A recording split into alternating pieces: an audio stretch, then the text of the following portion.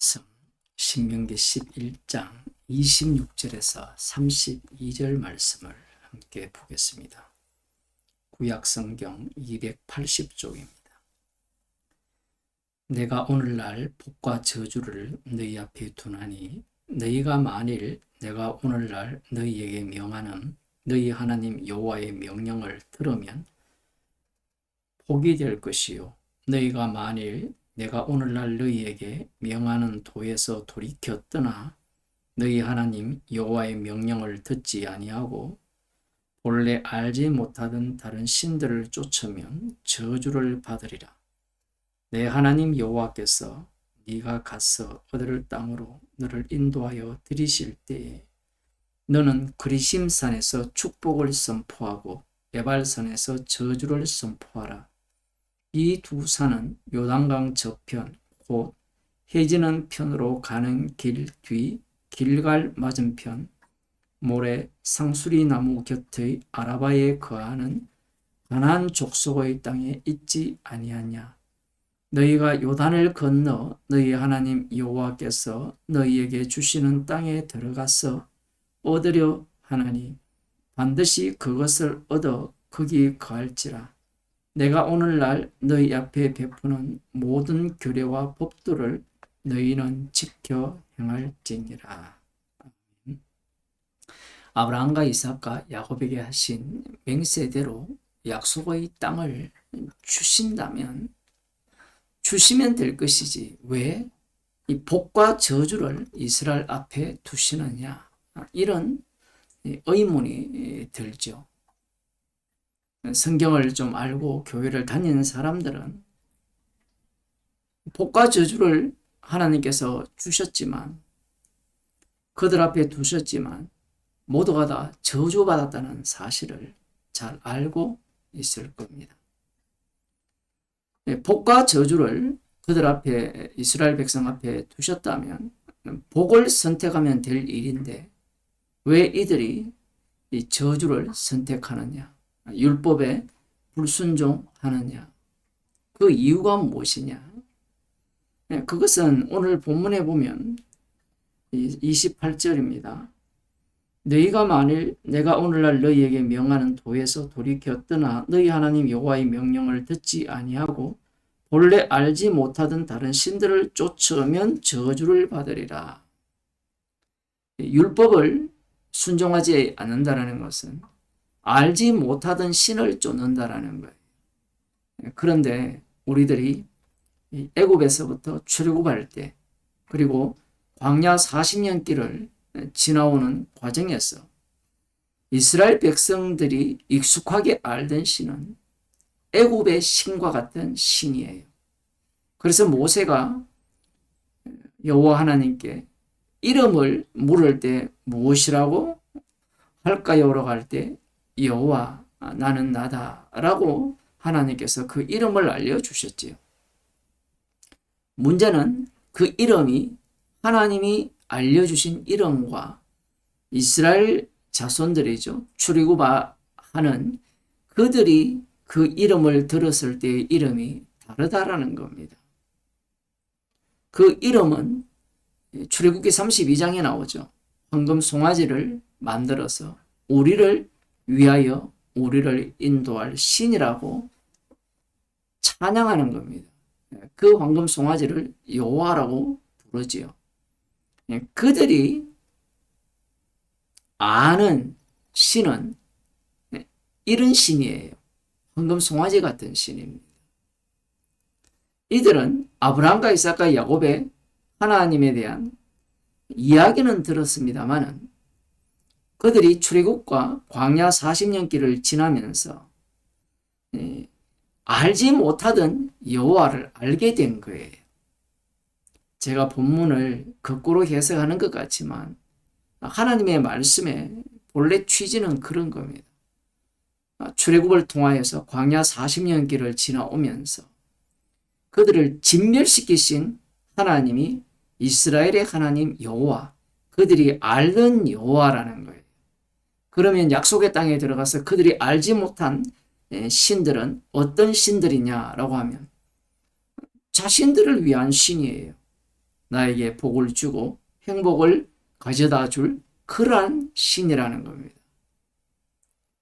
그러한 신으로 해석하는 방식이 무엇이냐 하면 약속의 땅을 나를 위한 땅으로 여기는 거예요.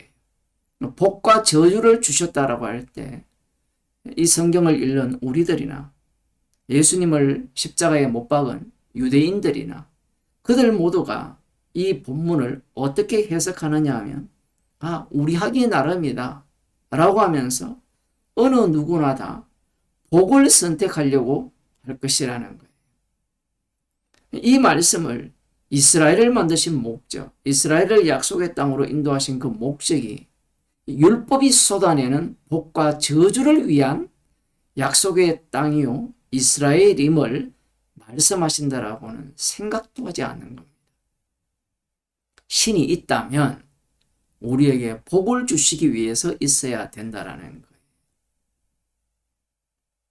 어떤 드라마를 보면 그러한 내용이 나오죠. 인간을 벌레 취급하지만 벌레는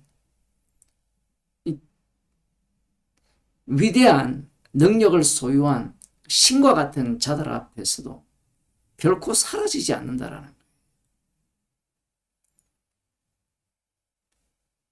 인간들은 그러한 생각을 갖고 말씀을 대하는 겁니다.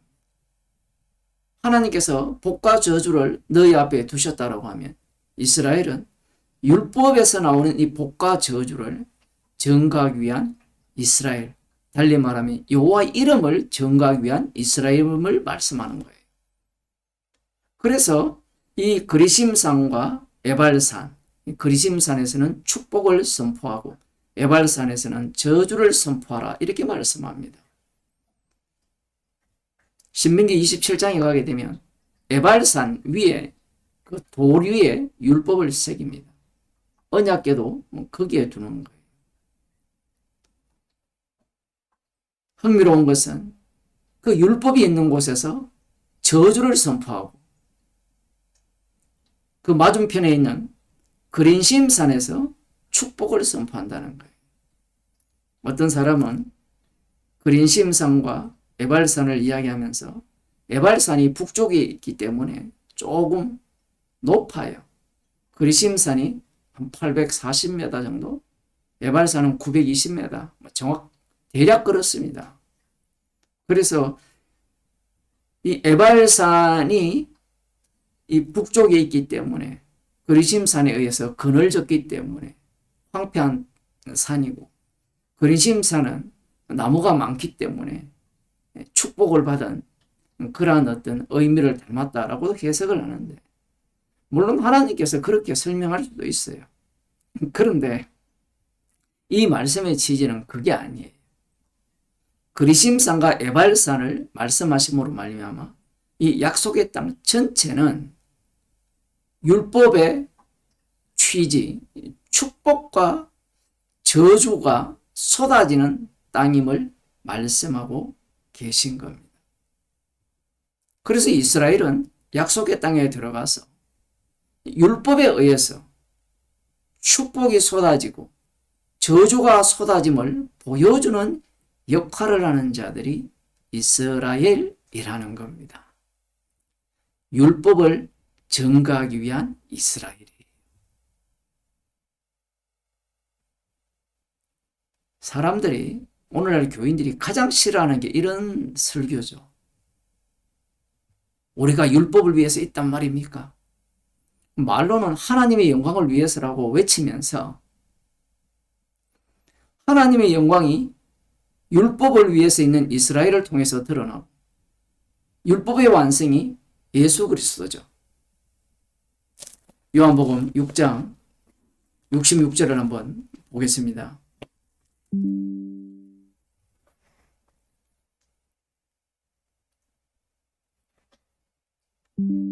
66절에서 71절을 보면 이러므로 제자 중에 많이 물러가고 다시 그와 함께 다니지 아니하더라. 예수께서 12 제자에게 이르시되 너희도 가리느냐? 시몬 베드로가 대답하되 주의 영생의 말씀이 계시매 우리가 네게로 가오리까? 우리가 주는 하나님의 거룩하신 자신 줄 믿고 알아삼나이다. 예수께서 대답하시되 내가 너희 12를 택하지 아니하였느냐? 그러나 너희 중에 한 사람은 마귀니라 하시니 이 말씀은 가롯 시몬의 아들 유다를 가리키십니다. 저는 12 중의 하나로 예수를 팔 자라라. 예수님께서 자기 자신을 생명의 떡이라고 말씀을 하심으로 말미암아 제자 중 많은 사람들이 예수님의 말씀이 어렵다라고 다 떠나가 버립니다. 왜 떠나가게 하시는가? 그 이유는 예수님이 율법의 완성자이기 때문에 그래요. 축복과 저주가 예수님에게서 나옵니다. 예수님을 이용해서 축복을 받고자 하는 자는 떠나보내는 거예요. 그리고 12이 남았을 때 너희도 가려느냐라고 할 때 베드로가 주의 영생의 말씀에 여기 계시면 우리가 네게로 가오리까 이렇게 대답을 해요. 대단한 신앙 고백이지만 예수님은 이렇게 말씀합니다. 내가 너희 12를 택했다. 그러나 너희 12 중 한 사람은 마귀라고 하죠.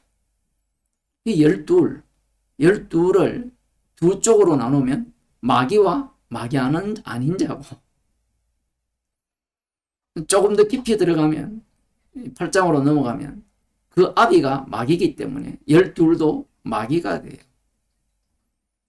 예수님께서 십자가에서 율법을 완성하시잖아요. 십자가 지신 그분이 심판주가 되셔서 십자가로 말미암아 용서도 나오지만 동시에 십자가 지신 분에 의해서 심판도 나오는 겁니다. 예수님을 위한 예수님의 심판주 되심을 증거하기 위한 12이라는 거예요. 그 성도는 이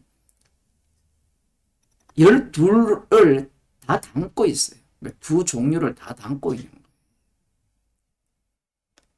십자가 지신 그분이 심판주가 되시고 심판주 되신 분이 십자가의 피로 죄를 용서하셔서 자기 백성을 구원하신 주님을 증거하는 자들이 성도라는 겁니다. 성도는 그리스도 안에 있어요. 성령 안에 있습니다. 그러하기에 자기 구원을 사수하는 자가 아니에요.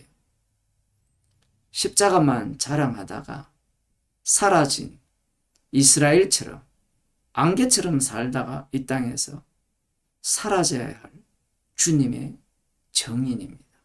기도하겠습니다. 하나님 아버지, 복과 저주의 길을 이스라엘 백성 앞에 펼쳐놓으심으로 말미암아 약속의 땅에 들어간 이스라엘은 율법을 증거하는 자들로 사용되었습니다. 율법의 완성자이신 그리스도 안으로 저희들을 인도하셔서 십자가에서 다 이루신만을 증거하는 주님의 정인으로 삼아주심을 감사드립니다. 날마다 우리의 죄의 깊이를 알아가게 하시고 십자가의 피만을 마음껏 자랑하다 안개처럼 사라지기를 날마다 저희들을 인도하여 주옵소서. 예수님 이름으로 기도드립니다.